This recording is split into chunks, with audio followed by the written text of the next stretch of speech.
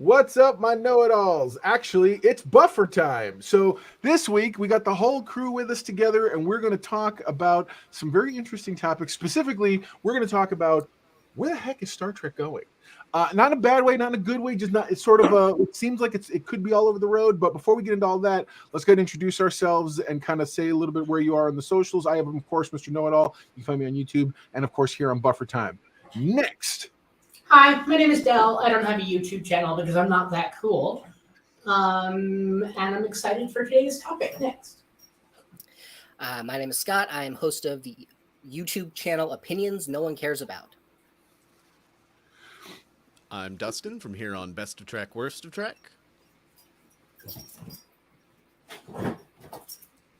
And over there, muted somewhere, is Eve. Eve's gone. She's muted. Oh no. Still muted. Oh no. Oh no. Uh-oh. She's lost your voice. There you go. Okay, it says you're back. She's lost the will to live. Hi, my name is Eve. Just say, I don't know. oh my god, that's awesome. That's not Eve's voice either. Just lip sync Eve for a minute.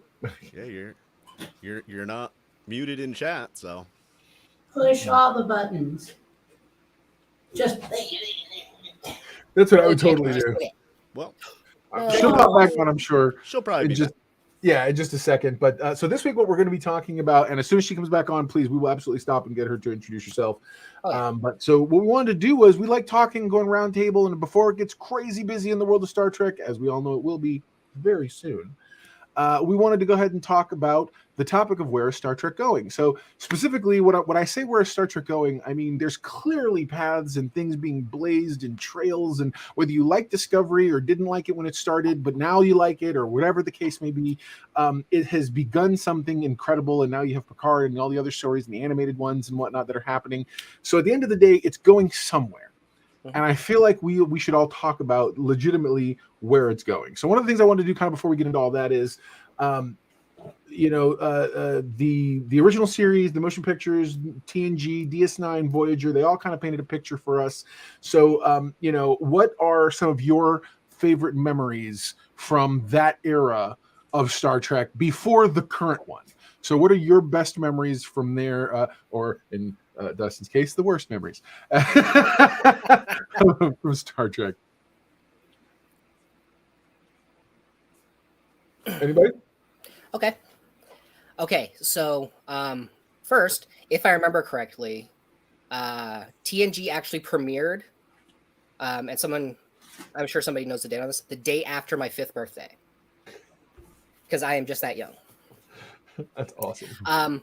I didn't know that at the time, even though my mom was a big Trekkie. She's a big fan of the original series. Mm-hmm. And I probably watched the first 5 movies at least before watching TNG. The first memory I have, though, was I was 8 years old. I was visiting my uncle in Portland, Maine. He and my aunt had just got divorced, and he had his own place. Eve's back. Hey. Is it working? Yes. I can hear you. Okay, I'm on my phone, so. Yeah, and you can go ahead and introduce yourself. I'll get back to Yeah, you. real quick, introduce yourself, Eve. Okay, so I'm Fleet Admiral Eve Zellick, Starfleet Canada. Not part of SFI, by the way, and I haven't got my YouTube channel off the ground because I'm a lazy bum. Fair. How do I join Starfleet Canada? I'm just curious. I'd love to. It's okay, so basically Starfleet Canada has nothing to do with SFI, but it's a lot of people who are either currently SFI or have left SFI. Basically trying to do our own thing where there's like no politics, no silliness, like just fan club stuff. Yeah. Yeah. I mean, I'm the Fleet Admiral. I just took over the role, so I can add you to the page. That's not a problem. On Facebook. Let's and I know go, you don't man. Facebook. Oh my god, that's so funny. Right on. Fair enough. All right, I'm sorry. So go ahead. You were saying. Yeah, my aunt and uncle had just gotten divorced, so they were living in Naples, and he went to live in Portland. Okay. I went with my cousin to see him because, like, every summer I went up to Maine for a week to stay with them. And while we were there, we went to the movies and we saw Undiscovered Country. Oh yeah, bro. So that's Discovery kind of like my Time first and really to this day kind of my favorite Star Trek movie. Right on. But I still say to this day that when Chang was screaming about being as constant as the Northern Star, I swear to you, McCoy said I'd give real money if she'd shut up. That's awesome. I wonder was there a computer going off at the time? Because you could totally if it was like counting down, there could totally been where he's just like, I wish that thing would shut up. But I'm with you. I thought he said I'd pay her money, but he'd shut up. But you're right, it totally be she shut up. I'm down. Yeah, absolutely. Del, what are your thoughts? What do you think about the what's your thought? What's your idea of memories from that era? So I have like what was going on with me personally, and then the thing I remember from the show. Okay. So TNG started when I was 14, which is why I shook my head at 5. I know. Del, you and I, right there, Del, you and I. So my dad was a big Star Trek fan before then. He had read most of the novels that were out. He had seen all the movies. I will never forgive him for bringing me to my very first movie, which was Star Wars. But he was determined it was going to be a sci-fi film. Absolutely. Let's get started. It's fine. But he was totally against the idea of the Next Generation. He said it was going to be awful. He said there's no way they can recapture the magic. He was just completely 100% not okay with this. Yeah. And then the premiere came on, and he made us all come into the living room and watch it. And then afterward, he told me how terrible it was and all the rules that they broke. Rules they broke. Oh my god!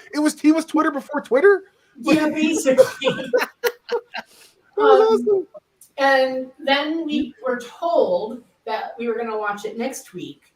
So we all had to be home from school, et cetera, et cetera. Right. You want to see how bad it's going to suck this week? Right. And then like a month later, I have to just a little bit of detail is that we were very, very poor at the time. But it got to be such a thing that my parents would buy takeout pizza for Star Trek night. And so it became this really good thing. And my dad actually converted somewhere around the middle of season 2.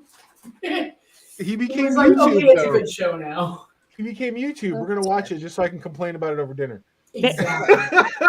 Well, TNG started becoming Trek right around season 2, halfway through. Oh, totally. Season 2, Yeah. so. Yeah. I can really see him giving up during season 1. And then, so the personal thing that happened on the show was I'm pretty sure Tasha Yar was my first real crush. Oh, that's awesome. It's fair. And it was one of those things that I still didn't 100% understand what was happening. Sure. I just really liked the scenes with her in them. And then she died. And I was inconsolable for months. I believe it. Wow. And then when Sela came, I was like, that's not yours. So, No, yeah. you're totally right. You're like, that's That's my first crush ever was Tasha Yar. Wow, that's awesome. Right on. Evie, what's your early memories of from that Star Trek era back in the day? Considering I was 2 years old when TNG came out, I watched them later in syndication, so I couldn't tell you what I was doing in the 80s other than doing what toddlers do back then. But Funny enough, it's a lot like what adults do, only with a little difference. Yeah, but I started watching Star Trek in the 90s when I was a little older, and I was homeschooling. And Space Channel in Canada used to have Star Trek, the original, Star Trek Next Generation, Star Trek Deep Space Nine, and whatever Voyager episode was running all back to back every day of the week. So I started watching while I was doing my homeschool work, and the first episode I saw was an original series episode, obviously. And I'm like, people made a big deal about this back then because unfortunately it was Spock's brain. Oh, right on. So I'm like, okay, well, this sucks. And then right after it, of course, TNG is on, and I'm like, okay, this is better. There's some faces here of actors I recognize because I knew who Patrick Stewart was from other things he'd done, like Dune and stuff. that I'd already seen. And I'm like, okay, this is a lot better. I'm like, but it's still kind of cheesy because that was an early season episode that I can't remember. DS9 was just, okay, now this is a show with meat and potatoes. Mm-hmm. And Voyager, I'm like, okay, so Lost in Space with a starship? Like, fair. Gilligan's Island. It's very fair. Yeah, Gilligan's Island. Yeah, that's what I'm thinking of. And the funny thing is, I even said to my dad one time when I was little, I was like, what's a Star Trek? Because I saw it in like the TV guide. And he's like, oh, it's about a bunch of people on a spaceship wandering around trying to figure out where they are. So I don't know what one he was watching, but that's awesome. I mean, the first of the original movies I saw and the first Star Trek movie I saw was an old copy of Wrath of Khan that I picked up at a garage sale. Oh my gosh, that's awesome. I didn't see the motionless picture till way later. That's the awesome. Best descriptor of it. It totally is. Right on, Eve. That's awesome. Anything else you can remember from that time period, roughly, that you were into Star Trek in the early days? Not so much other than it was hard to be a geek girl. Wow, I can imagine. Yeah, man. Being a guy who was in one of the clothes, I was in SFI back in the day, those early days, and we had a guy who he worked for the county, so we were able to have our club meetings at a library. So they gave him the key. We'd go on Sundays after hours, and we get to do our stuff. Anyway, so Dustin, though, what are your early memories of Star Trek from that era? Well, if we're telling personal stories, here's a weird one. When I first saw the episode Imaginary Friend from TNG, which is a weird little thing, couple of girls, I said, if I ever have a daughter, I will name her Isabella. I was like 7, 8 years old at the time. You know what my daughter's name is? Come on. I did it. There you go. Oh, I love that so much. Right on. But yeah, my first memory also, by the way, just like our good buddy with of the opinions no one cares about, we watched Star Trek 6. I was invited. I was going through the mall, went by a Walden Books. There was a bunch of guys in funny outfits who were inviting people to the movie theater because they got a deal with the movie theater to let them. So I joined the crew just so they threw a uniform on me that they happened to have, and I was one of the people working the table I was able to go see the movie first, and then I worked the table for the rest of the night with them at the theater. So that's my kind of early memories and days. And then, of course, my first convention, I got to see Jonathan Frakes and John Delancey, and I rode the elevator with John Delancey and was like stunned into I'm 14 and I'm like, I don't know what's going on, but this man is apparently famous and I know this and it's blowing me away. Bought the Sam's Club box set of the movies, which is my first exposure to the motion pictures, because in that same time frame, because it had just come out with that nice box set for Star Trek 6 coming out that had the ship on the side when you put the VHS had that the VHS box one. Oh, I loved it. And then you put them in like in reverse order or mix them up somehow and the other side makes a picture too. Yes. Mm-hmm. Yep. Yes. I know what you're talking very about. Cool. Very, very cool. So, but yeah, man. All right. So that's great. So that's a snapshot of where we all were at the time. So now kind of rolling through this, based in science fiction, what are some of the tropes, if you will, that have kind of become genuine Star Trek isms? So things that while on their face, you say, that's like people when they talk about, oh, well, that's a stereotype or that's a this, all that's based in truth. So what are some of the tropes over the time, over the years we've watched Star Trek, all of us collectively, that we feel like have become genuinely part of Star Trek? I'll start off. The time travel episode is always a thing that has become kind of a staple of science fiction, but more so in Star Trek. Star Trek sort of perfected it in terms of, oh, it's time travel? Okay, fine. We have to go do a thing. So what are some of your other ones? Del, let's start with you. Del is muted. You're muted, Del. Del, you're muted. You're muted. Sorry about that. There you go. No, you're good. You're good. Go ahead. So my list is weird. I did have time travel, but mine said without consequences. Totally. Like, I think Picard has been one of the only ones where we see the consequence of something that happened because of time travel. Agreed. Yeah. I also had switching bodies. Yep. Sure. Rapid aging, which I know nothing about. The villain turns into the hero. Oh, yeah. Yeah, a lot of that. And Utopia magically appears. No one explains like how we got to Utopia. It just showed up. And it's a given from the very beginning. Mhm. Yeah, absolutely. Okay. That's my list. Nice. All right, go ahead. Let's keep rolling on. What do you think? Probably go with like malfunctioning technology. I Sure. was thinking specifically the holodeck because, well, just because of that recent Prodigy episode. But there's more than a few of them on TNG, and then they have problems with transporters, with replicators. Badgie! There you go. I love Badgie. Nice pull, Dustin. Moriarty. Yeah. Moriarty, yes. But yeah, basically technology going wrong. Nice. Very cool. Eve, what's your thoughts? What are some of your tropes that have become Star Trek isms? Oh, I think I know that one. This is going to sound silly, but the first one that always comes to my mind, one planet, one hairstyle. Yes. Vulcan hairstyle. Oh my gosh, that's so. Every Klingon has the same thing. Every Vulcan, every Romulan, like they all have the same haircut. And another one I noticed, and I'm trying to find a way to put this a lot nicer than the way one of my friends did because he was drunk when he said it. But all the, with the exception of like Janeway, at least at the start, all the strong women on the crew always have a short haircut that whereas the other women who are not supposed to be like the strong, powerful women always have like this flowy feminine haircut, or like in Deanna Troy's case, in Crusher's case, a wig added. I mean, Deanna Troy at the beginning there's got so much hair, I'm wondering how she stands up. But unfortunately, the way my friend put it was a lot less delicate. But that would be my first one, is the one planet, one hairstyle thing.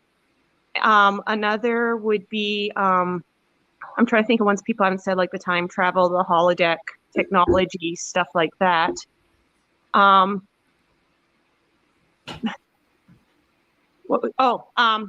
Mirrorverse, the parallel universe where people, not only do they cross over frequently, but what happens in that universe sometimes affects ours and vice versa. I don't think there's any show that's actually really done that as well. And the time travel without consequence, I always think, because for me, the first time travel show was Quantum Leap, so I don't really associate time travel so much with Star Trek other than the no consequence thing. But I'd have to say my big one is the one planet, one haircut, and the fact that every time they try to add somebody who's maybe a different ethnicity to a race, people are like, what the heck? Like with Tuvok, all of a sudden we've got a Vulcan who's not white. Like, what's that? Only Caucasian Vulcans? No, man. Yeah, exactly. That's like me. I'm Puerto Rican. I tend to tell people we come in that color too. Yeah. like I'm waiting for the day we have a black Romulan and watch them all lose their heads. Like, oh, totally. Wait, we already have. Yeah, I was gonna say, wasn't that in Prodigy? In Picard. Oh, that's right. Oh, in Picard, yeah. And Picard is the one I think of more, but yeah. I know, but I'm thinking the older shows, not so much the new shows. Oh, totally. Right. Yeah. Right. I mean, the Andorians, we've had the blue and the white ones all along. Yep. So, I mean, now I'm thinking about, what if we had a Chinese, and I'm not talking the Chinese stereotype looking Klingons, but like a Chinese actor as a Klingon or something, people would be like, what the heck? Because the majority of Klingons have been played by black actors, as far as I know. Sure. Yeah. Well, and that's the thing I think is interesting because primarily that particular affectation, genetically speaking, is a result of planes of being where people are located and things like that. So yeah, there could totally be the same way that they use the idea that all quote unquote intelligent species would be laid out like this, like two arms, the bipedal and the whole thing. I feel like that. What about the people who are in those areas and affected in the same kind of ways? Would they have similar eyes, similar skin tones, similar everything? Like, what is the environmental part that has caused the development of a particular group, and why wouldn't that type of thing be mirrored someplace else? Yeah. I think the closest idea might be the Andorians, how Andorians have the two types. Yeah. And I think that's probably the closest thing I can think of where Star Trek's collectively tried to do that idea of, oh no, there's different types of different people and stuff like that. So yeah, right on, man. That's a good call, Eve. And then the other one I would think of along those lines too is I know one person said, if you need an alien in Star Trek, wrinkle its nose or give it some forehead ridges. Totally. Mhm. Just start going like this. And eventually you'll find something we haven't done yet. 'Cause, I mean, we have mostly I love it. humanoid Look at- aliens. I think the only non-humanoids we have other than non-corporeals would be is it the not Telosians, Tholians. Yeah. Oh yeah, yeah. And the Yeah. insectoid Zindi, I think, was the other closest they came. But even the insectoid Zindi seem rather humanoid. They totally do. Right on. Dustin, what are some of yours? What are some of your tropes you think? My answer to this is 47 references. Yes. And something I knew it was always kind of tied in with the Hitchhiker's Guide to the Galaxy. 42 is the answer to everything in the universe thing. But what I hadn't heard until I looked this up was that there's a quote from Rick Berman saying 47 is just 42 with taking inflation into account. And my favorite 47 reference is here when Tom and Harry are in the chute, and he's like, I killed 47 defenders at Aquatiri. 47! Dustin, it's interesting That's you my bring favorite up 47 because I'll have to get the book back from my friends, but I have a book and it's an entire thing of every 47 reference in the old Star Trek and why they did it. Because there's actually a reason and I can't remember it. There's a awesome. website. There's a website that somebody's got that's got basically all of that. Yeah. Everyone Nice. tallied. Yeah, I'm pretty sure I just heard that reference in like 2 consecutive Voyager episodes, but I can't remember which ones. That's incredible. All right, so now that we're actually kind of getting into that, we've set the stage, if you will. I have set the table. Now it is time for us to kind of actually eat the meal, and that's frankly. So why do you think, as the franchise, meaning Star Trek as a whole, has decided to at some point, and we're talking from pretty much Enterprise on through the Kelvinverse and eventually now the Discoverse, has turned toward the past? Why didn't we move forward? I mean, Picard is moving forward, a lot of those things, but at that point, why did we turn to the past in the earlier days, do you guys think? I think with Enterprise, at least, it's a matter of we had only moved the franchise forward to that point, and it was cool to tell a backstory.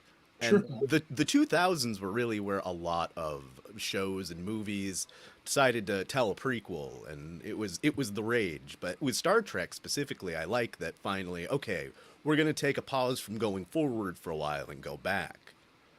As far as once you get to the Kelvin movies, I think they're where they are because hashtag aged into nostalgia factor. Sure. The movies in general for Trek have mainly been cash grabs, let's be honest. The JJ ones in particular. So what group do you target? The group that's the oldest, that has the most nostalgia for Trek, and what are the characters that they know and love? Kirk and company. I think that's why we have Strange New Worlds now, is just to kind of, in a way, play to that crowd. Yep. Yeah. Absolutely. And I mean, I think that's why we're here. and I mean, prequels are still the rage. I mean, Marvel can't figure out whether they're going forwards or backwards. True story. No, you're just right. It's right. That's real. Yeah. No, absolutely. All right. So then, now that Discovery's taken us kind of into the far-flung future, and the likes of Picard have allowed us to I have answers for the. Oh, then give answers, Joe. Forgive All me. right. Skipping over me. You think I you didn't know answer. everything? That's on don't me. you? That's on me. That's my bad. Go ahead. You please. So my first obvious answer is fan service. Is that looking at parts of the timeline that haven't been visited backward, because we've had so much forward motion that looking backward at the time seemed like the right thing to do rather than try to compress forward. I also think it's to give more context to what we know about the current Star Trek. It gives us a chance to explore little things that we all take for granted, like how Uhura became the communications officer, or how the UT was invented. Mhm. Like all these different things to give more context to the stuff that we know and quote and love.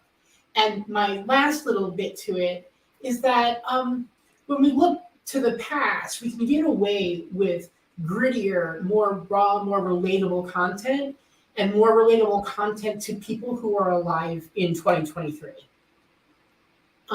Because it lets them go back and fix things like that World War III didn't happen in 1996.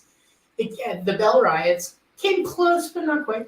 And Give it now a year. with Picard in 2024, they're trying to kind of play that angle, and they've always played that angle to some degree. But I think that's why we're going past too, is we can kind of erase some of the easy answers to technological questions. We have no Yuchi. We don't have warp drive. We don't, whatever it is. Like, we don't have that now. So we have to figure out how we're going to interact with the world without it. You just tickled my brain with that on something you said earlier, Del, when you said paradise just appears. I think in a way it's to show us that we still had some work to do to get to paradise. Because, I mean, we take it for granted, for instance, from the original series on, that humans and Vulcans are best buddies pretty much. But in Enterprise, we see a very different side, and it's actually a form of, I won't say racism, but more like speciesism. Like, the Vulcans really don't like us and are very condescending, and we end up actually having better relations with the Andorians initially. Like, so Yeah. I have to wonder if maybe that's part of it too, is now to fill in the gaps for, like, because people have been asking, like, how did we get to paradise so fast? Like, there had to have been work done. It doesn't just appear. Right. So you just kind of tickled my brain with that.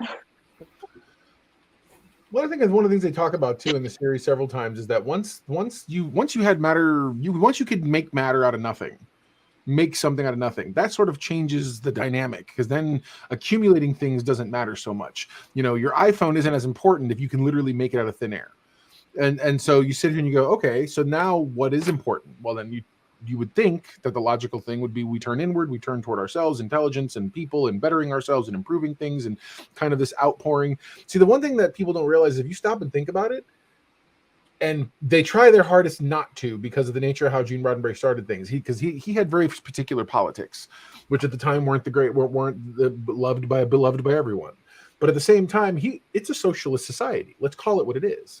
It's a socialist society that works. And I've always jokingly, tongue in cheek, said it to my more conservative friends. It's Gene Roddenberry socialism, because it doesn't require any of the headaches and pains that real socialism would take to get to that point.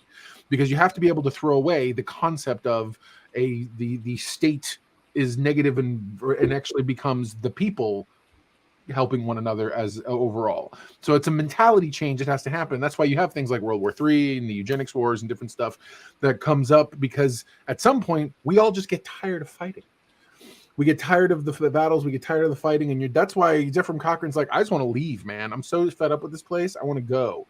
And then the idea that going, he brings people down. And that makes us all notice how small we are in compared to the bigger scheme of things. Similar to how the internet's done, to be honest. Before the internet, the world was massive. Now all of a sudden, I can know what's happening in Sri Lanka in 2 seconds. So it's like. So I love that notion that we did have to travel through that. And there was that time period where I always took, as much as I'm not an Enterprise fan. I did watch the show because I'm a Star Trek fan. And I didn't hate watch it either. I actually watched it wanting to enjoy every episode. And so for me, it was the idea that, oh, this is where we learned how to be like that. Because the Vulcans just behave the way we do. I say we, in Star Trek, when we meet a new species that's a little less than we are technologically or advanced wise, we take a very, hey guys, we're going to be real leery and careful. We're not going to share too much with you because you're a baby race and you could hurt yourself, or baby species out here, and we don't want you to hurt yourself too much. And that's kind of how they were treating us, if not a little, but because they're Vulcans, it almost comes off condescending, or no, it absolutely comes off condescending. So, that's how I always took it, was that's this is where we learned how to be protective like that of outer space and being part of the greater whatever. And then of course we show up doing what we do, which is we want to organize everything and be the heroes of the unit. Like, come on guys, let's all be one big happy group. Let's be a big club. In fact, you should put your headquarters right here. I'm going to say this. Not only do we have to put the headquarters right here, but notice that it's in the United States. Of course, totally. Oh my gosh, that's so funny. Yeah, years ago I wrote a sci-fi, and because of that, I purposely put it. I put the capital like in the UK or something. Mind you, yes, I did pick another huge like world, but at the same time, I was like, no, anywhere but America. It's got to go anywhere but here because it's got to be the future. Damn it, we can't be the center of the universe forever. You know what I'm saying? I mean, one of my favorite episodes is the Enterprise one where they bring the Borg back, and it's in the Arctic where they find these Borg. Because it's like, okay, maybe now Canada counts. That's hilarious. Oh my god. That's awesome. Don't annoy Canada. We might have some Borg in the freezer. No, totally. You're right. Oh, it's so funny. Dustin, or not, forgive me. Oh my god, your name just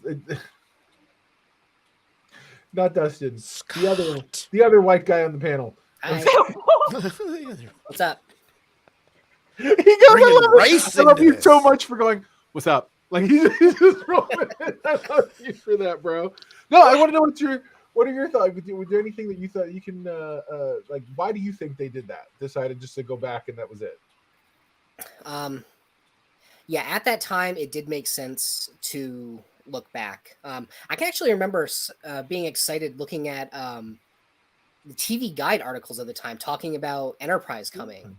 Sure. And talking about how, like they weren't going to have shields, the armor plating was just going to be really thick, and weren't going to be transported so much, such as shuttlecraft. Like, okay, so you see where they're going with this. This is okay. But honestly, I'm not even sure I had cable at the time, so I probably didn't watch it. But yeah, after a point, we've just really gotten to a point in society where it's all about nostalgia. So when JJ's movies came out, yeah, they're looking back because they have a built-in audience. Like I had read a review of the 09 reboot at the time that called it a popcorn movie with a pedigree. Wow. And I was like, okay, yeah. I mean, that makes sense. It's this movie with high action, high stakes, but it's going back to what people know because that's what's going to get people in the theater to watch it. Mm-hmm. Well, we also got to remember too, J.J. Abrams is not a Star Trek fan. He hates Star Trek. He said it many times. He did it for the money. And so he made it like an action flick because that's what he knows how to do. Well, right. Plus it was a resume. It was a giant resume because he knew the Star Wars gig was always on the horizon. If he could take a defunct franchise and turn it around, that's the fastest way to be like, see what I did for them? Give me the job. I'll come. So yeah, he was always hunting after that Star Wars job more than anything. Yeah. And I'd like him to explain Star Wars for that matter, because it ain't making sense these days. My whole thing I don't is think the direction had anything to do with that. You guys should totally let me direct Star Wars. Look at those lens flares. And one of the many Star Trek hills I will die on is that 2009 reboot is as much a soft reboot of Wrath of Khan as Into Darkness is. I have receipts. I hate you so much. It's true. It's true. It's really true. For me, my biggest beef when I saw that one was, why does she have to randomly show up in her underwear?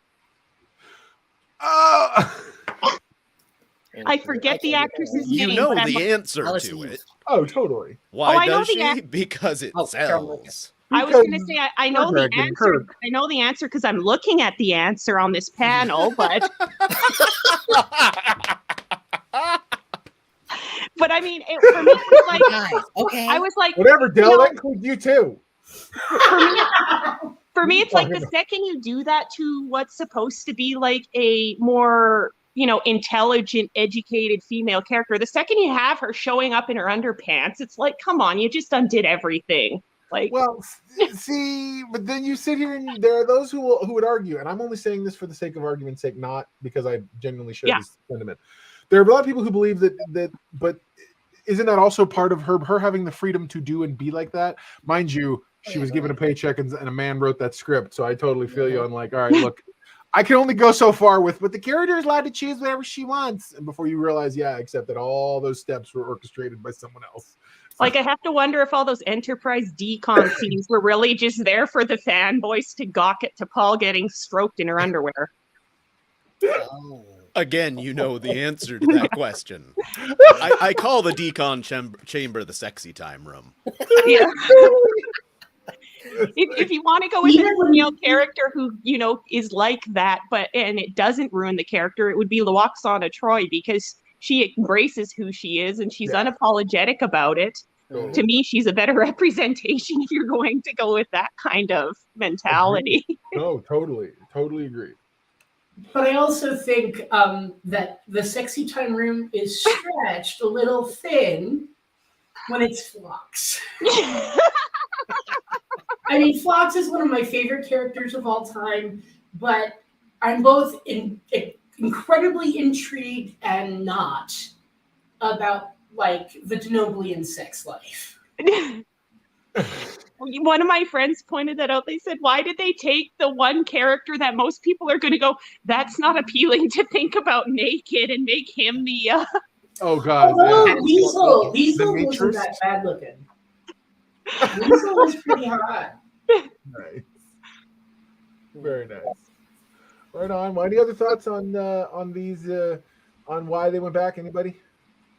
All right. So then let's now go ahead and look forward and again, forgive me for that, Del. I didn't mean to skip you back then. That's right. So why do you think that? Oh, sorry. So now that Discovery's taken us into the far-flung future and the likes of Picard has allowed us to revisit old friends, what's next? Seriously, what do you guys think is what's the next progression? And I don't necessarily mean linearly. Where do you think we go next in terms of trying to blaze some kind of new territory? And by that, I'll outline real fast. Prodigy showed us what Star Trek looks like from the perspective of non-Starfleet people who suddenly are shown the quote-unquote freedom and best new way and all this stuff and want this freedom that Starfleet potentially could offer, and dealing with all those things. Discovery said, we're just going to jump far, far into the future, and now you have a whole new playground to play with. Lower Decks is showing us a side of the ship that we don't ever really think about much. And so at the end of the day, what is next to explore? Do we get into like Doctor Who? Do we get into yeah, literally, what is next? You found the naked boy. You asked what was next to know. I like that Dustin put it up right as Mr. Know-It-All says, what do we get into next? That's awesome. Right on, timing. I hope way more of this. I want way more of this. Who requested that image? Oh no! Who did the internet? I don't know. It was me. Thank you, Del. Oh, you realize it's blurred out, so we can't tell what his actual hair color is. Oh, God, I never thought about that. Hey, maybe he's the kind of guy who manscapes. Just saying. Totally. Or do you think he dyes purple all over? As somebody who dyes their hair weird colors, I can tell you that is one thing they all tell you don't do. I feel like this is just waiting for the day that he can be like, and Buffer Time is brought to you by Manscaped. Let's not. Oh my God, there's a I forget who the YouTuber is, but there's a YouTuber that I love to watch. He does these short, like little info things, like they're about 30 minutes. And lately, that's been his sponsor is some manscaping company, and it's so funny to watch him try to say it with a straight face. Yeah, dude, you're like, this is what we do it for. We do it for the sponsors. yes, Anton Smith. We do it for the lulls. I love it. Oh my God, that's great. That is awesome. So yeah, so what do you guys think is next? Let's start with Eve this time. Oh yeah, we're being serious. For Discovery, I think we're going to see some of the less used races come up more because they brought the Orions in. And I mean, the Orions are fairly dominant at this point. Yeah. So I think we'll see more of those kinds of races that have been more background races because they've got the freedom to do that. Sure. And I think in a way too, it's going to be like we don't have Borg in that time frame right now. We don't have Q. We don't have, well, we've had Mirrorverse. I wonder if we're going to see some future Mirrorverse. Yeah, I tell you what, the future Mirrorverse wasn't looking like it was going to be too good in the series. So I'd love to kind of see what has happened when you jump. And the other thing I would think, because Discovery doing a time jump, we might see a return of maybe the temporal Cold War or a temporal war in general. Or even see like the start, like maybe it starts around this some point in here. And then we're already past that. That's part of Disco's canon, that there is no more temporal anything. That's why Disco can't go back to their own time, because they're not allowed to. Oh, right. I missed that. You're right. There's temporal accords. They set it up in season 3. Well, and that's it happened about a century. The temporal Cold Wars happened about a century before where we are. Right. And But it's Kovacs Star has Trek. already talked about, explained that Discovery is basically there because of the Kelvinverse. Discoveryverse exists because of the Kelvinverse. So that's canon now, and which I find interesting. So yeah. But at the same time, it's Star Trek. An idea is never truly gone. I mean, they bring stuff back all the time. How many people have come back from the dead? Yep. Agreed. Absolutely agreed. No, But totally. that one, Lower Decks, I think is just going to be, continue to be what Lower Decks is. I actually wouldn't be surprised if 4 seasons in they suddenly decide they're suddenly part of a like galactic level crisis. Sure.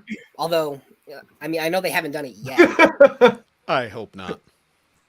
Will there be strange energies? Show me what you got. Sorry, that's for some reason that's all I think of is the giant head from Rick and Morty. I would like to see more Peanut Hamper and more evil Jeffrey Combs computer. Why do you hate us?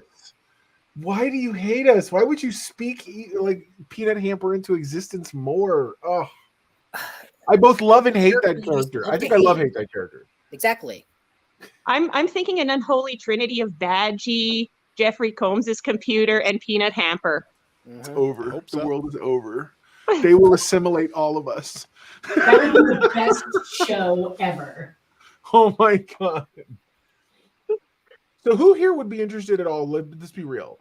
Because I remember my old Klingon fan club friends would totally be like, yeah. Do you think a Klingon show both would work and could work and would last?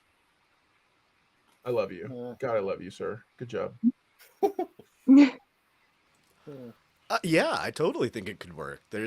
We've got so much lore about the Klingons. It would be Agreed. easy to finally set something outside the Federation. That could be an awful lot of fun. I would really like it if they did it more historically. Like show us Lucara and Kalis getting married, and the battle that happened before that.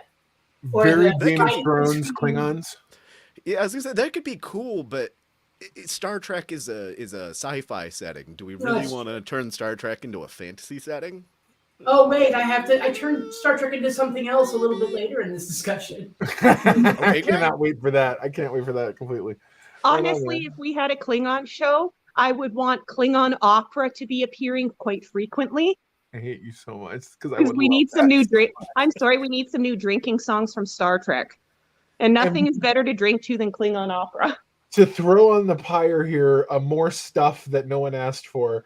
I would want to see the time that they discover, whether it's explorers, someone given whatever, discover Shakespeare books and make them their own. Some guy who's just like, these stories need to be changed better, and does the original Klingon version. Yes. Oh, how dope! Just because you get, that's what a lot of these reboots love to do. They love to throw you like, no one asked how Han Solo got his gun, but you know what you get in Solo? You find out how he got his gun. And so like, all I need now is give me somebody to show how the Klingons got Shakespeare. I'm there.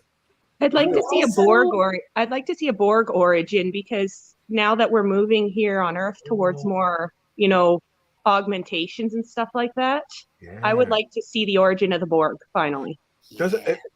That almost makes me think of that second series, that Battlestar Galactica spin-off series. Caprica. That show. It was terrible, but I think I know what they wanted to do. And I feel like if you could do something like that with the where you show us the Borg origin, but they're in a whole other side of the galaxy too, though. So I don't know, man. Like, would their origin matter to us, or be like how? It would be more interesting because we would have different aliens. We would have different approaches to how they interact with the aliens. Not that the Borg were my answer for a different question, but I've thought of just so many things about like the evolution of the Borg, like who was the first Borg? How did the Queen become the Queen? Like I could come up with like 50 questions in half an hour. There's that Romulan theory too that's on the internet of the Romulans were the source of the Borg, especially because they have a low species number. And that would be the other thing for me, would be to see like why they assimilated certain species, because like the Ferengi have a very low species number. So, and we know the Ferengi aren't exactly technology chasers unless they can profit off of it. So I have to wonder, did they get maybe some technology the Borg wanted? Because I can't see the Borg being interested in profits. Yeah, right. No, but I think that, remember, it's technological and biological distinctiveness. And by that, I just bring up they have a very unique way of looking at the world through the idea or the concept of profiting or the concept of a business is like that's in a level of ambition that might be missing. So it could very much be that personally they need this outlook, this thought process that other species don't possess, because the Ferengi are unique. They're extraordinarily unique. I think the only thing that comes close is that one race that's across the wormhole who in fact wait, they were the ones in they were in Lower Decks. Yeah. Yes. And they're the closest thing because they're very business oriented. I don't think they're as hardcore as the Ferengi, but who literally the business and the acquisition is their life and law. But I do feel like you could totally sit here and go, okay, let's see how that, so again, that goes into, I was actually asked a question on the Know-It-All files recently. What is, why are the Borg worthy of assimilation, but the Kazon aren't? Well, that's easy. The Kazon are just essentially like the Pakleds. The Klingons have actual redeeming abilities to do certain things in terms of the making, they create stuff. Even if they are predominantly a warrior race, they create stuff. They still have scientists. They still have, whereas the Kazon are just like, great, you have ship. Let me get that from you. You know what I'm saying? Like they really, I feel like they were visited by somebody with warp and were like, sweet, took off, and that's it. I don't know what it is, but today I am laughing at everything. Hey man, that's good. I'm gonna take that as a good compliment. talk. Good talk. Right on. All right. Any other ideas or thoughts of what's in the what could be coming next? I have two things, but they're not really related to current shows. They're just ideas. Sure. One is bringing one of the shows into the time slot between the movies and TNG. Ooh. The Lost Era. Yeah. I didn't want to say that because it's kind of like an insider term, but yeah, that's, I think, exploring that, especially if we could do it with, I don't know who, but something more modern.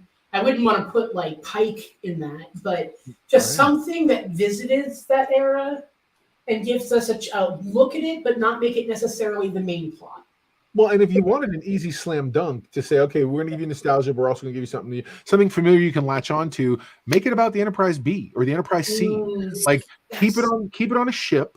That and now we have that, you have something in that era. If you want to even kind of continue the sensibility that Strange New Worlds has, they could have that red version, which I thought was dope. Yeah. The red suit you see Pike come in from the future, so to speak. That would be awesome.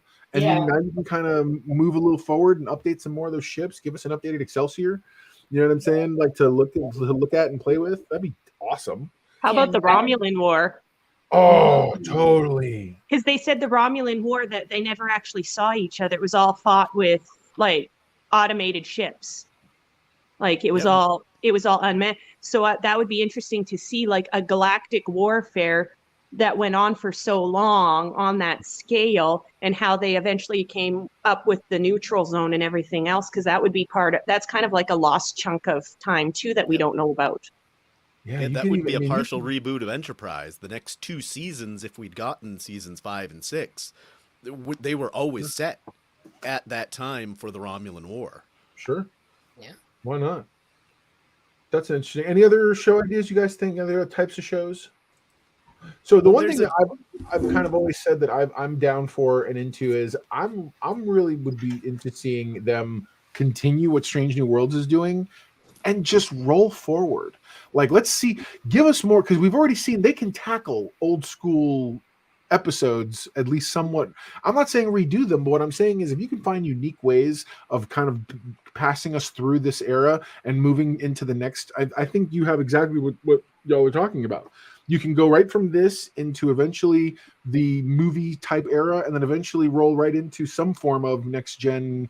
I don't want to say requel, but something where we're in that universe, but moving forward. And I think with in which case would come with some redesigns and all that stuff. So I don't know. It's an interesting thought game to play. That because they're giving us a lot of fun material to think through at this point. But yeah, I'm down for anything that moves us forward myself. I'm okay with Discovery being that far in the future. I'd love something in between Discovery and Next Gen, but I'm down for whatever, or the Dominion Wars at the very least. But all right, so let's move on to the next question. If everyone's got no objections, So, do you think we'll see any more throwbacks like Picard, say a Cisco or Janeway series, perhaps that revisits characters of old? Yeah. So, what do you guys think? Do you think we might ever get something like that?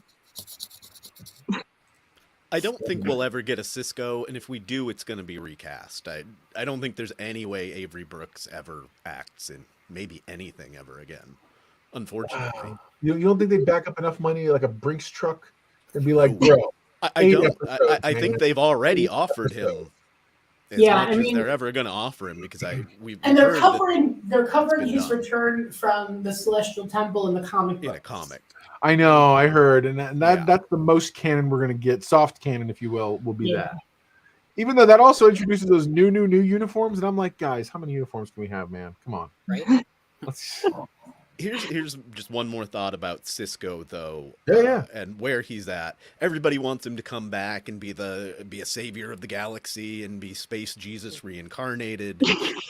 What I think is that he is playing Benny Russell. He is writing the story. That's where I think Cisco is, and I think that would make like a one and done episode kind of fun offshoot.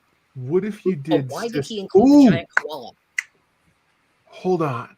What if you do Cisco? And it's the journey. Something has happened that they need to finally go into the wormhole to try to get him. So the whole series is about the attempt to try to, and maybe you could get some cameos, or you get him talking to someone talking to some of the prophets, if you will, and you find out he's on another journey or on another path or has non-linearly moved on to another plane of something along those lines. And then you get and what you do is you build up to an eventual him coming back, which I think would be amazing. Coklid says, I personally think the story elements from Picard Season 3 will set up elements for the next Star Trek series. Keep it in the early 21st century, as Star Trek has 21 seasons between 2364 and 2379 sequel. Good call. Yeah, man. I think you're right. I'm down. I think that's an excellent idea. I would say if we did Benny Russell do a movie. Why not? Yeah. I think it'd be too boring. It doesn't have to be, though. I think it'd make a great episode. Just a 1 hour of television to touch on it. But why not do a special like everyone else is doing? Do a Star Trek special that's on Paramount only. They make it like a movie, almost like a Paramount only movie. Paramount Plus, but you could totally, and I think you do kind of along the lines of get him, but don't get him. Like it doesn't have to center on him. Have maybe centering it on the search for him, and then he's in the last third once they finally do find him, and then ultimately he's like, look, I'm not going to come be your savior. I have my mission I'm on. I am exploring and boldly going on my own. You guys got to do the same and solve your own problems. I feel like that would be an awesome, because now he gets his kiss off and send off at the same time. You know what I'm saying? Sorry, guys. They could afford me for 1 day of shooting. I'm out. And y'all got to figure it out on your own. You know what The Search of Cisco followed by The Wrath of the Prophets. Oh, right. Yes. The Wrath of the Prophets. Why do I need that movie so bad? And you deal with the Bajoran version of the devil. Okay, let's go. Let's do the Bajoran, and it turns out to be Gul Dukat. Oh, shut up! I hate you. That's awesome. All I want is that now. But who didn't love seeing Kira in a Star Trek uniform? I personally would love to see anything having to do with her and what happened, because you could easily do either a revisit something with her as the focus and have flashbacks to Deep Space Nine after Cisco's gone. You can have people de-aged. Yeah. You could even, I mean, that would be so dope to get nice, cool flashbacks, because they established a corner of the universe and then ran away from it. And we don't, and as much as all of us love and consider DS9 to be seminal and landmark, we don't get to see any more of that style of world whatsoever. So like, I would love to revisit some of those things, especially because she was a character that had a clear arc and grew significantly. I mean, everybody else kind of grows just because, we're older and this and that and more mature, but like they grew. I just watched Insurrection, and watching Deanna Troi and Riker finally get together was so satisfying. My point is, with that long game, very satisfying.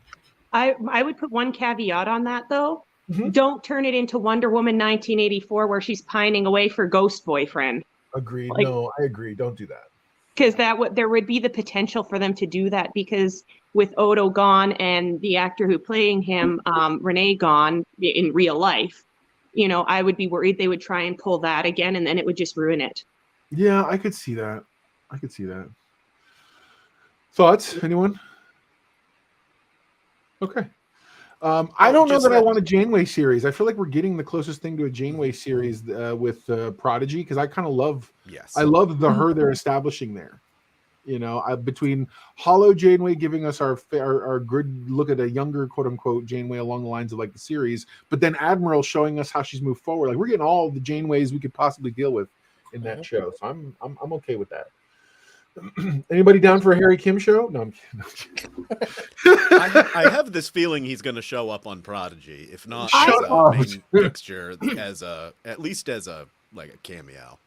I did ask him when I met him a couple years ago if he would ever go into do Star Trek again, and he said he would be down to do Star Trek again, but it would depend. And I think it would be because he wouldn't want to still be Ensign Kim. Oh my god. So we've Though kind that of would make a floated. great joke for Lower Decks if you Oh, find out that Harry Kim, even after returning to the Alpha Quadrant, and Lower Decks is like 8 years later now, Right? he's still an ensign. Oh my god, Venerable he's the Lord. most famous ensign ever. Like everyone's like, it's him, and he's like, he shows up, and you see the little glint off his one pip. Yeah. We should just let Mr. Know-It-All direct some of these episodes. Dude, I just love the idea. These are great shows, man. Don't forget what it doesn't say before the show. Alex Kurtzman, we know you're watching. Friend of the show, Alex Kurtzman. What You're watching. I know you. I call him Al. That's right. They call you Betty. Awesome. We kind of floated into the next question, which was think of a character you'd like to see revisited. And I think we've addressed a bunch of those. Do you have any other? Go, Dell. What character would you like to see revisited? Negus Rom. Huh? Oh yeah. Negus Rom. Oh, that would be so dope. So my original idea was to do the Ferengis as a television show, but then I thought that might I was going to name it Ishka's house after Mama's house. Okay. I love that so much. I would love there to be a meta plot where Quark is mad that it's called Ishka's house, but Oh my God. yeah. So Negus Rom. When I read this question, it was like my heart burst with. I just want to see what he's doing and how he changes Ferganar, and so I would love to revisit Negus Rom. Totally. No, I love that idea entirely. I Oh my would- gosh! I just saw Cokled said, "I'm convinced we'll see Captain Harry, Captain of the USS Enterprise F." Let's go. Harry finally makes it to be Captain of the Enterprise F. I would like to see a couple of characters again. Like I would love to see Garrick, because who wouldn't want to see more Garrick? Oh my gosh! Yes. And there's another one I was thinking of, not just Garrick, but it was another Deep Space Nine one. Why can't I think of it now? Did anybody see the show Sneaker or the movie Sneakers? So in the movie Oh, Sneakers, okay, it's a Dan Aykroyd movie. It's an older movie about what's his Redford. name? Yeah. Redford, Dan Aykroyd, a couple of guys. Anyways, but there's this character who's a Russian ambassador, and you find out like he used to be a Russian spy. Now the Cold War was over, he became an ambassador. Now, like you see Garrick in your scenario where he's become a person of repute on Cardassia, and he's part of rebuilding things, and you're like, wait a minute, but aren't you? But I thought you used to be like part of like security and intelligence. He's like, it takes a lot of intelligence to build things back up. You know what I mean? Like, I just can see him being a really cool, like, I am now a good, honorable person, like I've always been. You know. Grilka, that's who I was thinking of, because that would tie into Dell's idea of a Ferengi show. Have Grilka come back as Totally. Quark's ex-wife, because I loved her. She was brilliant. She's one of my favorite Klingons. And that's why it's called Grilka's house. Now, because Actually, she wanted him to she does divorce. have her own house. It is the House of Grilka now. That's awesome. Yeah. That's what I'm talking about. That's the greatest. That is so awesome.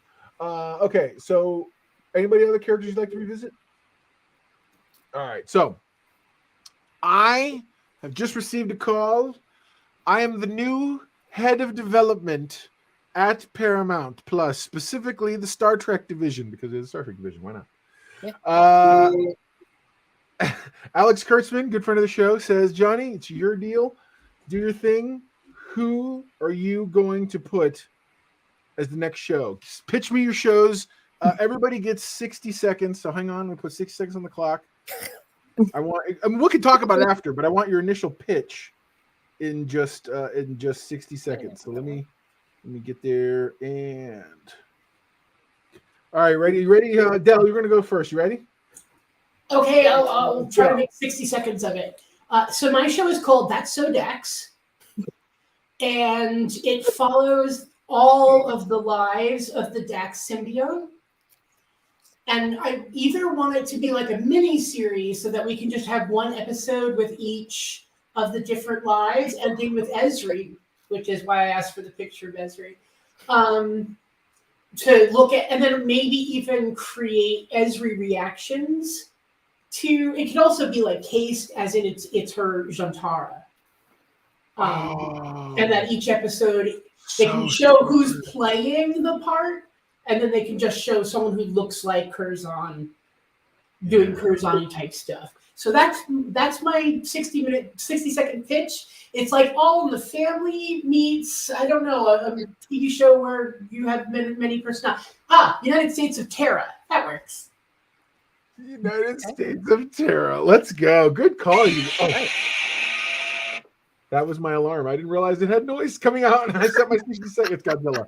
I haven't set a time like the audio on this timer in forever, so forgive me. There we go. All right, cool. All right, so who's next? Who wants to go next?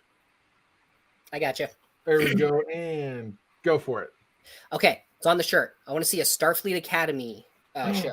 Why Now, is that technically, this happening? could take place in any era, but I honestly think the most interesting one would be at the formation of the Academy in, what does it say here, 2161.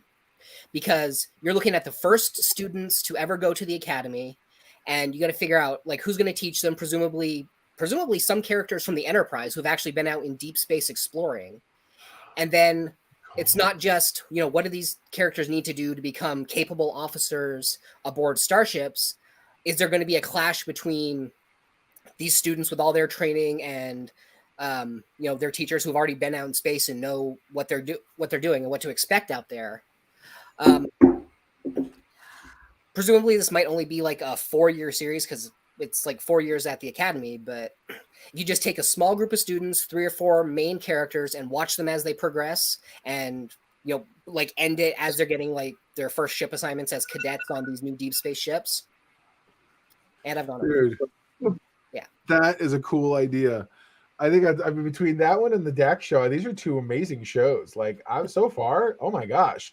Because the cool thing about the Dax show for me is that you could literally show these really cool moments that are big pivotal moments, and you could even you can cast a younger black actor to be a young Ben Sisko when Dax first met him. You can all those pieces, and so then likewise you can take characters that we've heard about. Admiral whoever, Commodore whoever, head of the Federation or whatever, and show them maybe the early days of when they were the first class. You know what I mean? Starfleet. I mean, and Hollywood has to have fun with names, so it'd be like Starfleet First Class or something stupid like that. But I'm with you. Make it the first year of this is the Academy, and they're sort of still figuring out what this is going to be.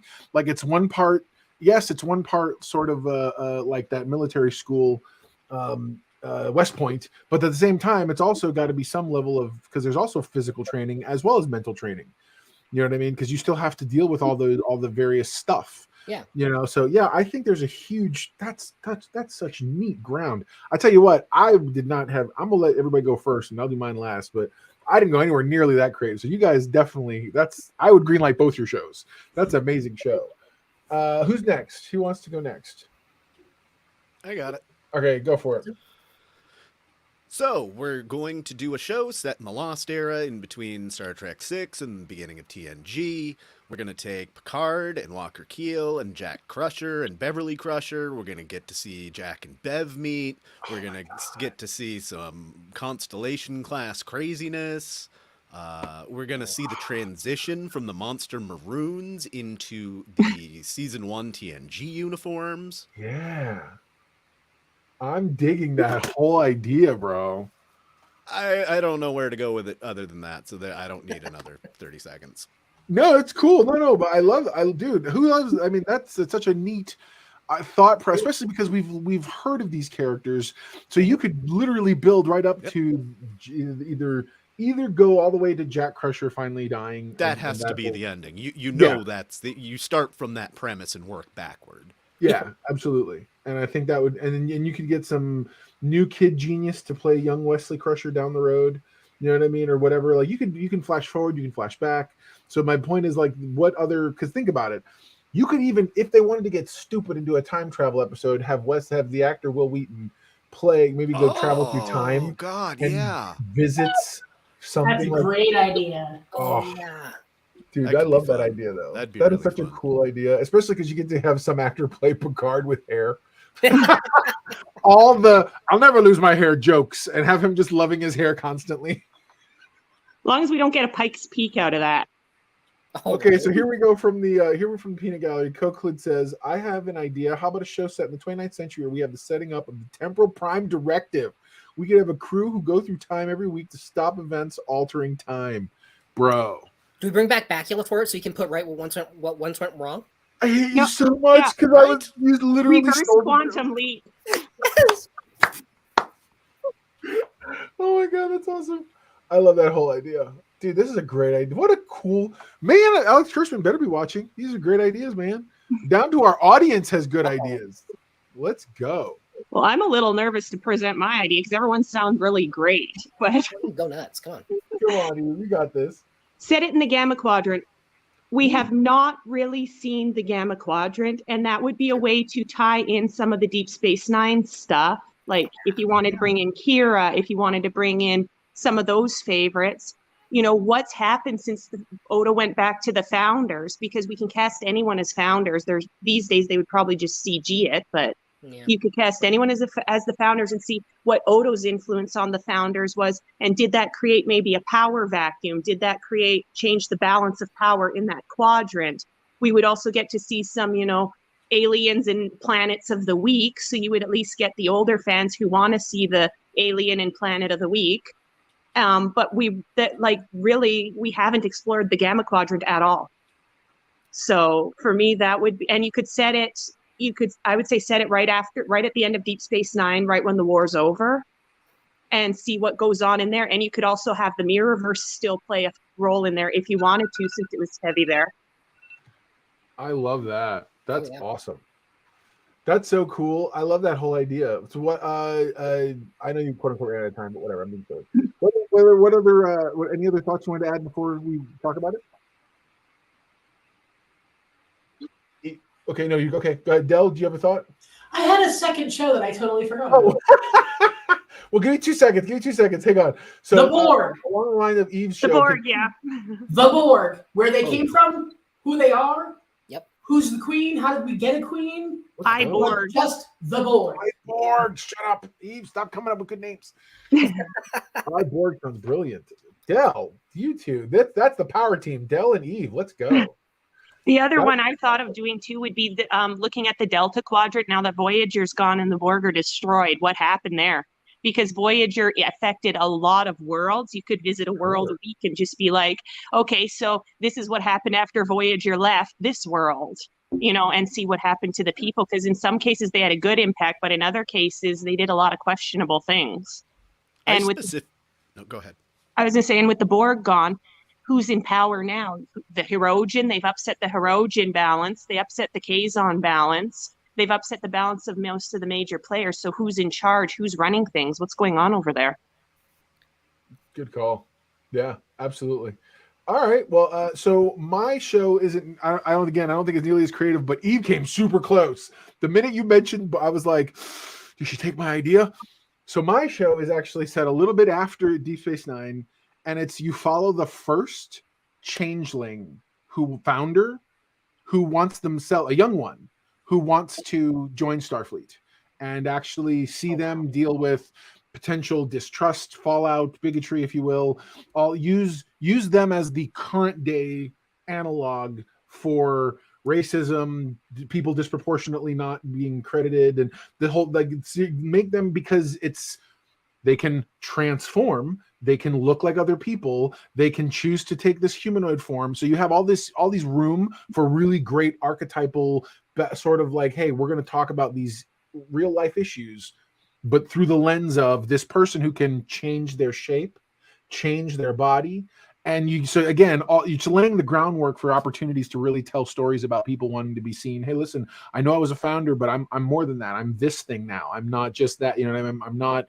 I was never a part of that whole, like, how do they deal with that entering our quote unquote world? And you don't see much of them. They kind of become almost shy of, almost xenophobic after, in terms of storytelling wise, after the Dominion Wars are over. That's why I said they set up this beautiful universe that we don't get to see much more of. And I would love to kind of revisit those ideas. So that was my thought, was seeing, because we love to show the first Klingon officer, the first android officer, the first blah blah blah, who are now we get to see kind of this idea of, okay, these are it's a changeling who said, I am going to follow your rules, and you guys won this war. I'm going to join with you guys and figure out how to be better. You know what I mean? Whatever that looks like, and I think it's a cool narrative story to tell. Kill them off at the end and put them in Section 31. I hate you so much. That's awesome. Stop writing a better show, Eve. Wouldn't Section 31 want a changeling? I mean, that would be the ultimate operative. Oh my gosh, so much. They constantly get approached, and they're like, "No, I told you guys, no, I'm not doing that." Yeah, I don't want to be a rock so I can listen to that conversation. That's awesome. Oh my goodness. Okay, so thank you guys for your pitches. That was awesome. Everybody shows Greenland. So I might have to write like an episode of that Sodax. Oh my god. If you do, I want to read it. I don't have the ability to write much of anything, but I might, if you want, I'll try and come up with a score for it. Oh, that would be awesome. So as Star Trek moves forward, we all have things we like. Okay, we all have things that whether it's the ship designs and the technology and the aliens and all the stuff.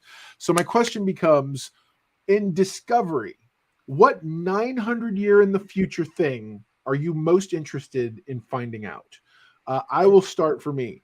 I would love to find out more about how the programmable matter thing started. Like, that is such a neat technology that I feel like it is to us how I feel like transporter technology and communicators were back in the 60s. It's such an out there idea that you're like, oh my gosh, but it makes me want to go, how would we do that? That is brilliant. You know, and don't get me wrong, it's in the Zeitgeist. If you watch Big Hero 6, that whole idea of programming the little pieces and the things, like, that's a thing that we're thinking of as a culture. So the fact that they went there in the far from that, I'm like, okay, that makes sense. We need to break that down and figure that out. What are your thoughts? Where are the Borg? I'm really worried about this because like all technology keeps You're getting worried smaller, about right? the Borg. Like over in Doctor Who, they've gone from the Cybermen just reprogramming or like assimilating people to Cybermats to Cybermites, like the tiny little ones that you can't see coming. So if the Borg are thinking along the same lines and they've been shrinking their technology for like 900 years, are they playing just this extremely long game where they've technically like assimilated just countless species? And I don't know, they're just waiting for some signal to act. Like, is everyone infected and they don't know it yet? Now you got me thinking about little replicator Borgs, like the replicator from Stargate. Now you got me thinking that. Right? Like, do we have little replicator Borgs? For real. No, for real. Does Naomi Wildman have a replicator Borg that she plays with? Yeah. My God, that's so funny. Right on, man.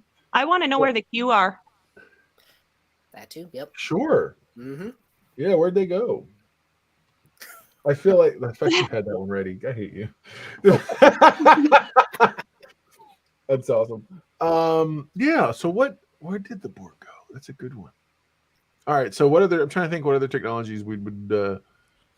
Has transporter technology got any better or worse? Like, can they transport like a planet or a moon or It got something? Like, it got the personal. micronized. Yeah. I know it got smaller, but like, and that's by the way, who doesn't love that idea? The idea that like doorways are almost technology. Like you just literally walk through a doorway and just be someplace else in the building. Yeah, that was really cool in Picard. It was. I'm like, why? I like Let's do that. that. Mhm. Just be like, oh, you want me to meet you over there? No problem. And you walk through the door, stepping out someplace else. Let's go. I So just my wonder how answer- it works with the idea of transporter credits, which was brought up by Cisco when he was talking about when he was at the academy, but he would go home for dinner every night, that he used all his transporter credits. And Well, so I'm curious if the personal that needs a special kind of interaction in order to work like that. In Star Trek Online, the Federation's money is energy credits. And you get the sense that that's why people work. Like, everybody has a house. Everybody gets the basics of what they need. Do you want something cool and bigger and better than the standard package? Earn energy credits. I think is how that's meant to work within the Federation. It's hard to say because we've never gotten a depiction on screen. Even in the game, it's just kind of a means to an end. Yeah, that's true. Right. My idea is a little weirder out there because it's not a technology I don't think that we've seen in Star Trek, but it was based. I was watching a weird documentary last night because I do that. But if you guys have heard of the theory that there's 7 types of civilizations, and we are currently on Earth at about 0.72, with a Type 1 civilization being everything is nuclear powered, but it has to be nuclear fusion, not nuclear fission. Oh. And I was thinking, what if in that far in the future, maybe we've progressed, because Star Trek would be about a Type 1 point something civilization, at least from the Earth side of things. What if they had moved on to, say, a Type 2 or Type 3 civilization where they're harnessing, energy of a star and harnessing singularities and, white hole energy versus black hole energy? I was just thinking, like, what level of civilization would we be overall at that point? Less than a 2. This was actually brought up in the very last episode of Disco. That the 10C were either a 2 or a 3 on that scale. Because nobody can reach a 7. We know that. Because 7s are the creators. They would be the gods of the gods. But it would be interesting to see where we fall and, like you said, probably like a 1.7, 1.5, somewhere in there. We're not a 2. Or the Federation isn't a 2 yet. And what kind of technology they think we could have if we were at that level. Like, just in general, I'd like to see some new technologies. Yeah, absolutely. I mean, when Star Trek came out with the communicators in the original series, now we had the flip phone, 50 years later almost. I'd like to see, something like that, like something where we would look at it and go, that's not happening. And down the road, our descendants are going, wait a second. I'd like to see something like that. I like that. Or like the TNG data pads that became our iPads. Yeah. Sure. Yeah, man. So I'm actually going to steal my answer for this question from one of Mr. Know-It-All's videos. I don't remember which one it was. You made it a while ago. This idea that the Doctor's portable holographic emitter, that it could be used to do more things like make a house or something more. And where this is set 200 years after the time when the tech for the mobile emitter came out, we should be able to see what kind of cool stuff can we do in hollows. All we've seen is so far in Discovery, since they've gone to the future, we've only seen hollows that are worse than what they seem to have in the 24th century. I mean, Giorgio strokes one out just by blinking at it. Yeah, no, that's true. Absolutely. Crazy. So I'd like to see more. I'd like to see cool holotechnology. Right on, man. Absolutely, more realistic. Because specifically the mobile emitter. Why haven't we seen even just one hologram with a mobile emitter yet? Or even more, especially if they're having such a shortage of personnel in the far-flung future. Why wouldn't they have had half Yeah. half of that place would have been like, oh great, we have people now. Hang on, let's turn all you guys off, and like Hey, half of them all That's a turn great off. idea. then we could actually have some flashbacks where we see holographic rights, because if you remember, the Doctor was pushing for holographic rights. Oh my Yep. God, I hadn't thought about Which that. parallel Data pushing for, you know, the right for him to be recognized as a human in Measure of a Man, do something similar, because the Doctor got his atrocious Hollow novel out there, Photons Be Free or whatever he called it, to all the holographic guys that like him who were sent to mining colonies.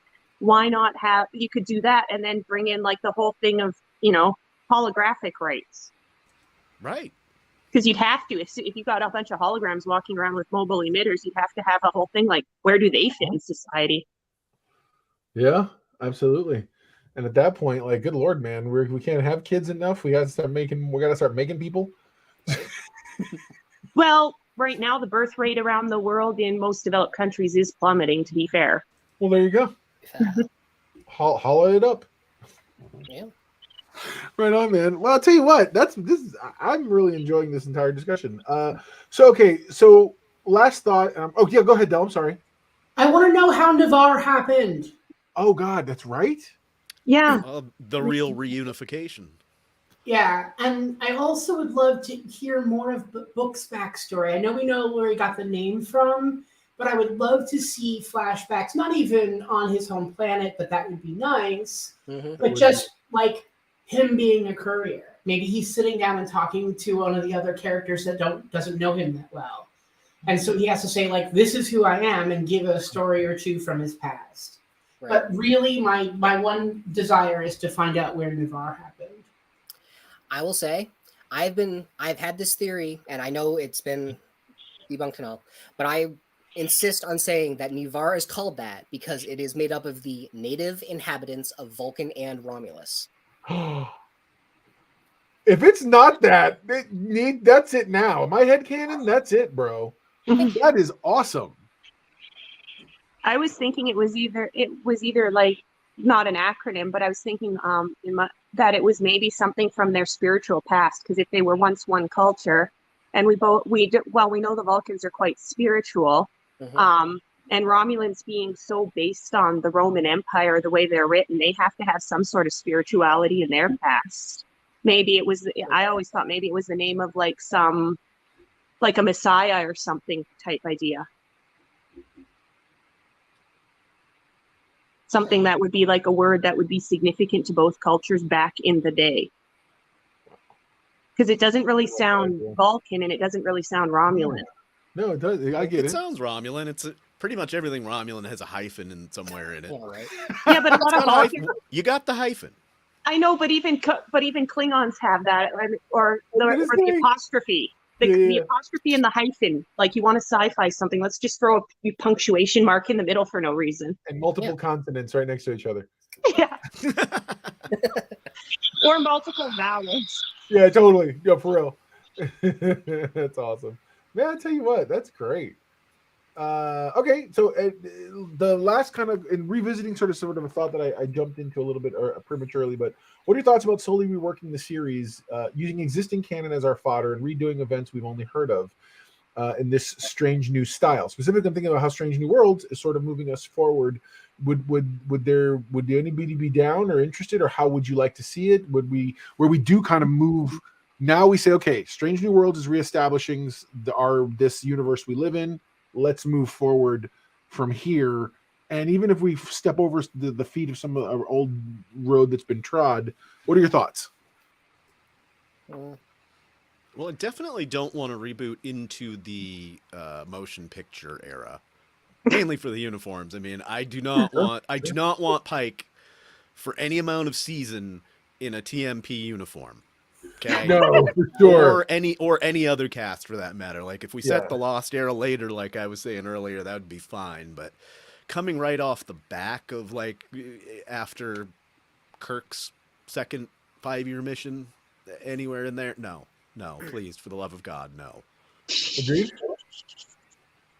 You don't want to see what's his face who played Kirk in the Strange New Worlds wearing the short sleeve with the long front and back. The buckle that's built into the actual shirt for some reason. Good man. He goes, no. No. Having seen some of like the like when I remember when I first saw like the motion picture outfits and stuff, I'm like, those have to be very confident men to be walking around in pants that night. I'm like, because all it's going to take is one gorgeous woman to walk by and we're going to have a problem. That's hilarious. Mhm. That's so funny. Right on. Right on. But to be fair, I was also like high school aged at the time. So, you know, guys not wearing sweatpants became a big deal at that point. Yeah, man. Absolutely. All right. Well, dude. Well, yeah. Go ahead, Del. You keep skipping me. Go ahead. All right. I want to make a mini series, and it's the remake of every finale, all of them. Oh my god. And they're going to be different than the finales that exist. I don't care. It's a series, it's a mini series, it's an hour long, whatever. But we need resolution to these stories that actually makes sense. Isn't just full of sentimentality for the show. That isn't ended by a different show. Like even all good things could be different today than it was when it was made. So that would be my thing, is I would just redo all the finales, and if they have to be fixed plot-wise, I have no problem with that. Could we redo Voyager first? That one seemed like a total cop-out. Yes. Oh, totally. I feel I have mixed emotions about Voyager's ending. For one, I do believe in the always leave them wanting more. I like Voyager's ending better than DS9's, and here's why. Really? DS9 had like 7 endings that it could have capped a logical closure point on, and they're like, it's like they shot like 7 endings to show the studio, okay, which one do you want to go with? And they're like, I'll just go with all of them. Yeah. And I hate it when a story just like, it doesn't end at a proper punctuation. I mean, all the endings are great in that, but when you put them together, not so much. I mean, yeah, Voyager, do I want that post-closure? What happens even for like 5 minutes? Yes. But leaving me on that point, it makes me appreciate it more as a whole, I think. Enterprise could be redone too. Completely. Absolutely. TOS I will give a pass to, because let's be fair, it got canceled. They didn't have a chance to really shoot an ending, but Yeah. So no. Actual ending. I have to, like, that one I give a pass to, but I have to say Enterprise and Voyager have been my least favorite endings. Sure. Because they just seem too easy. They all of a sudden, you know, Voyager has time travel yet again. You know, Voyager ending was too easy to me, and Enterprise was just like, what the heck were they drinking? Yeah, I really would love to know who called and pitched that idea and said, all right, listen, Jonathan, I got you and Marina for a day. Here's what we're doing. It's like, wait, what? So anyway, yeah, man. Yeah, an episode that doesn't happen. Does anybody think that the chief engineer of Disco that we've never seen is going to end up being Jonathan Frakes at some point? Oh my god, I hate you. Oh no. I always thought Stamets was the chief engineer, and then they brought on Chicky from who they found. Who, by the way, is amazing. Reno, amazing. I like Reno. That character sucked my wife and I into the show, because that show I was having a hard time with until that character showed up. For me, the one character that I feel they really disserviced in Discovery was Ariam, because it's kind of like they brought her in, gave her a little bit of backstory, right, just to kill her off. Yep. That's so sad. I agree. Like, to me, her death is like the saddest one. Yeah, for that. No, I got you.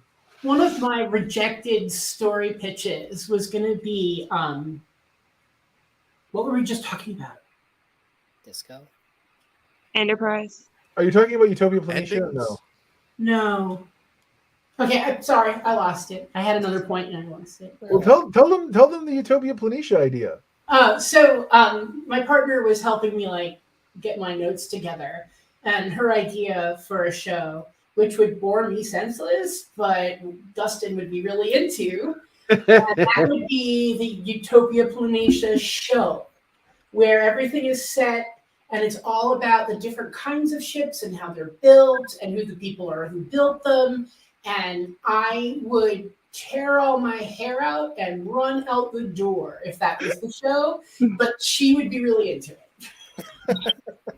That's awesome. Well, and we talked a little bit about how like lawyers and doctors are boring. Those are boring professions, but we make those shows interesting.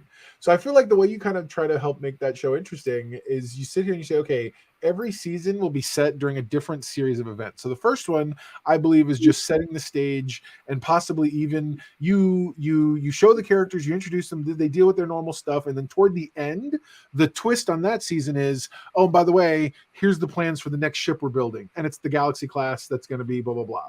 So then the next season you go to just after the Borg stuff, and now it's how them dealing with how do we as engineers come up with solutions to our Borg problems, and they're constantly having to deal with that stuff. Maybe you bring Section 31 once in a while in, and they're like, we don't need your help, go away.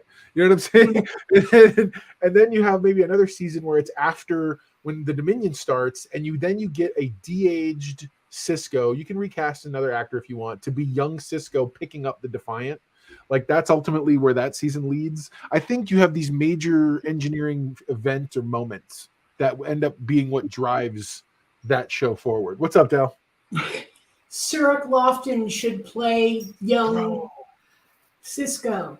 He's actually not a bad. He actually kind of looks a little bit enough like him that you could make it work. Especially now, have you guys seen him lately? He's bald and with the whole bit. Like he totally could play it off.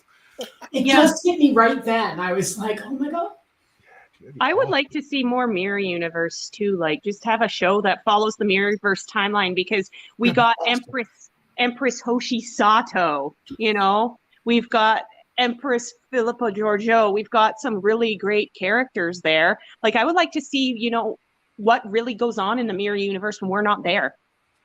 You could almost do my idea of having them redo stuff, but in the Mirror Universe. Yeah. So you essentially see almost from this now era of Strange New Worlds forward, and it's just all these things in the light of, and you purposely cherry pick events that we would recognize, but you make them the mirror version of that event. I think that'd be awesome. That would be such a great idea. Tell you what, you belong on my development team. Let's go. You guys are all of y'all, because this has been such a fun conversation. So unless anybody has any other thoughts, I'm going to wrap this up. There you go. Now you know. And if knowing is half the battle, you are halfway to being a know-it-all yourselves. I'm so excited for us. This has been a fun buffer time, man. Yeah, I love it. This was so much fun. You guys are so talented and skilled at this. Oh my God! Real quick before we forget, Coquelette says Jonathan Frakes is the only actor to play the same character in 5 separate live-action Star Trek series. He's so true. Oh my God, that's right, dude. Let him be the fulcrum. He's been in Lower Decks too. He has. Oh my God, he has been in Lower Decks. Yeah, because there was a couple of Titan episodes. That's right. That's so cool, man. I do love the fact that he was portrayed as being a bit of a cowboy captain too. So.